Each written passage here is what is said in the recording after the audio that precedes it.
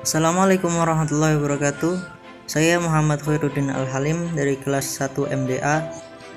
Kali ini saya akan mempresentasikan materi yang berjudul Maqamat dan Al-Ahwal.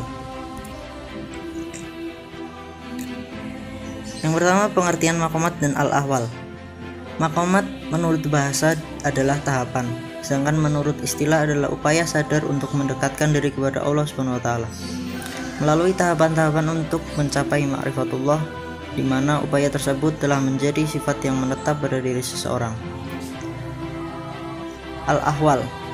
Al-Ahwal menurut bahasa adalah keadaan, sedangkan menurut istilah yaitu keadaan jiwa dalam proses pendekatan diri kepada Allah SWT, di mana keadaan tersebut masih temporer, belum menetap dalam jiwa. Kondisi ini menuntut tindakan untuk menyikapinya. Selanjutnya yaitu tahapan-tahapan maqamat dan al-ahwal. Tahapan maqamat dibagi menjadi 5. Yang pertama, taubat. Arti taubat adalah kembali dari segala yang tercela menurut agama menuju semua yang terpuji. Yang kedua, waro'. Waro' adalah menghindari diri dari perbuatan dosa atau menjauhi hal-hal yang tidak baik dan subhat.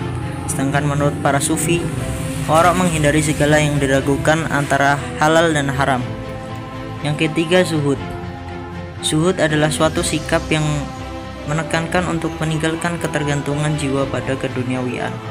Orang zuhud mungkin kaya, namun hatinya tidak tergantung dan terpengaruhi oleh kekayaannya. Yang keempat, fakir. Fakir adalah keadaan selalu merasa butuh kepada Allah SWT. Dalam kondisi apapun, selalu merasa tetap membutuhkan Allah SWT. Yang kelima, sabar, yaitu sikap bertahan diri selalu dalam kondisi sesuai tuntunan Allah SWT. Yaitu tahapan al-ahwal. Tahapan al-ahwal dibagi menjadi 6. Yang pertama, muraqabah.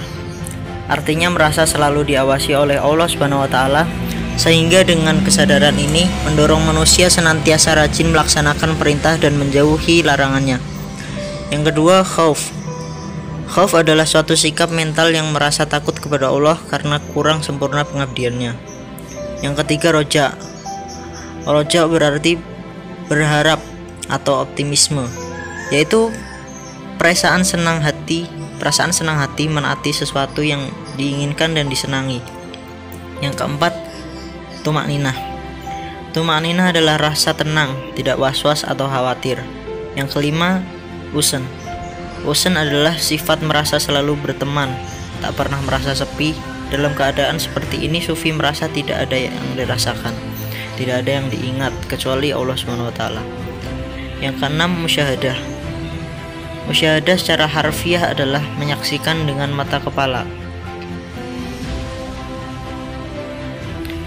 Selanjutnya, contoh orang yang memiliki maqamat dan al-ahwal dalam tasawuf. Yang pertama, orang yang selalu meninggalkan perbuatan berbagai dosa besar. Yang kedua, orang yang meninggalkan dosa kecil. Yang ketiga, bertobat, taubatan nasuha atau tobat yang paling tinggi. Yang keempat, sabar dalam pandangan sufi. Musuh terberat bagi orang-orang beriman. Yang kelima, tawakal. Yang keenam, ridho. Selanjutnya, perbedaan maqamat dan al-ahwal.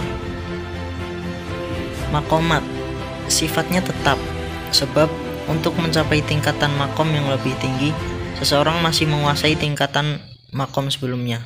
Sedangkan al-ahwal sifatnya sementara, sebab datangnya hanya sekejap saja. Maqamat diusahakan melalui perjuangan spiritual yang panjang dan melelahkan, sedangkan al-ahwal tidak diusahakan, sebab merupakan anugerah dari Allah. Maqamat itu suatu pencapaian seseorang, sedangkan al-ahwal karunia yang datang begitu saja.